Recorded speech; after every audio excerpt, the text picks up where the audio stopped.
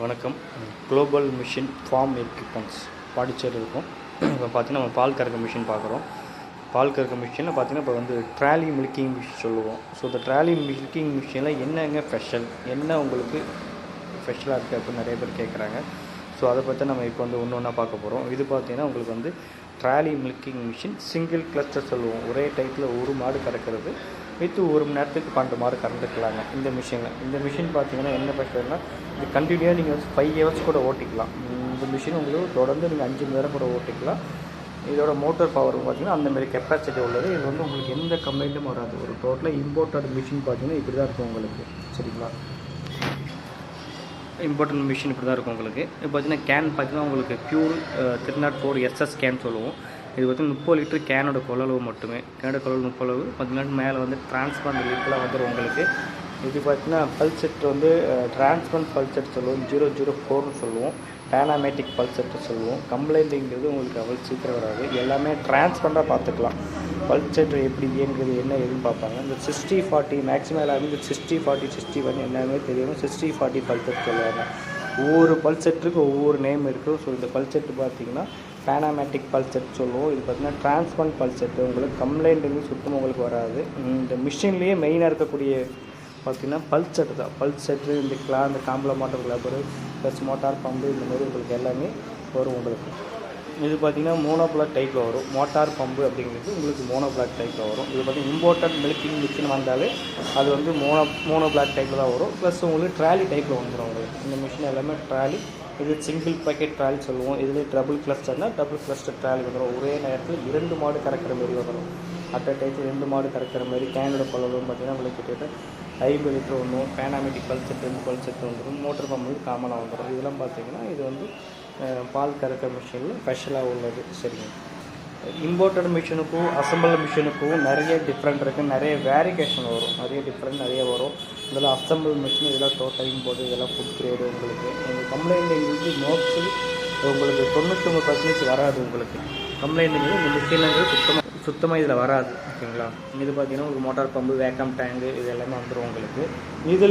இதில் என்ன ஸ்பெஷல் கேட்பாங்க. இந்த பால் கறக்க மிஷின் அசம்பிளுக்கும் உங்களுக்கு என்ன டிஃப்ரெண்ட்டுங்க.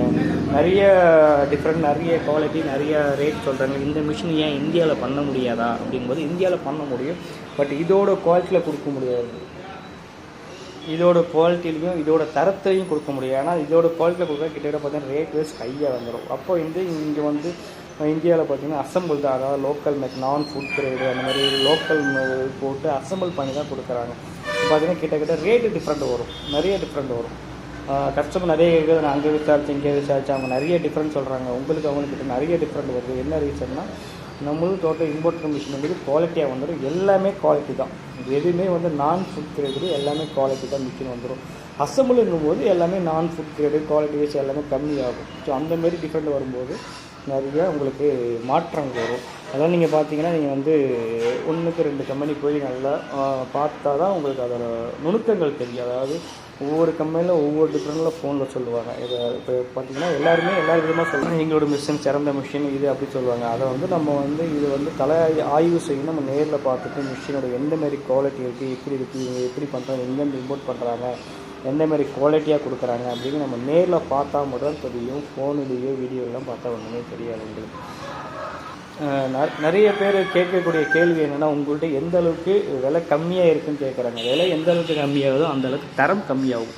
பால் கறக்க மிஷினை பொறுத்த வரைக்குமே விலை எந்த அளவுக்கு கம்மியாகுதோ அந்த அளவுக்கு வந்து தரம் எங்கே கம்மியாகணும். இப்போ நான் ஒரு குவாலிட்டியான மிஷினை கொடுக்குன்னா இதோட மிஷின் ரேட் பார்த்தா 49,000 வச்சுங்களா.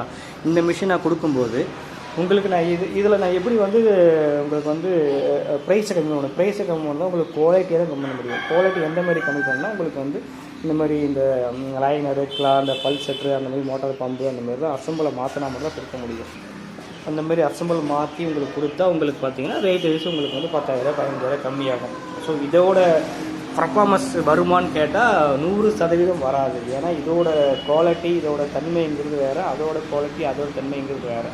ஸோ அதனால் வாடிக்கையாளர்கள் நம்ம தான் வந்து கஸ்டமருக்கு நம்ம தான் வந்து ஒவ்வொரு மிஷினை பார்க்கும்போது இந்த மாதிரி குவாலிட்டி நல்லா லைஃப் வருமா.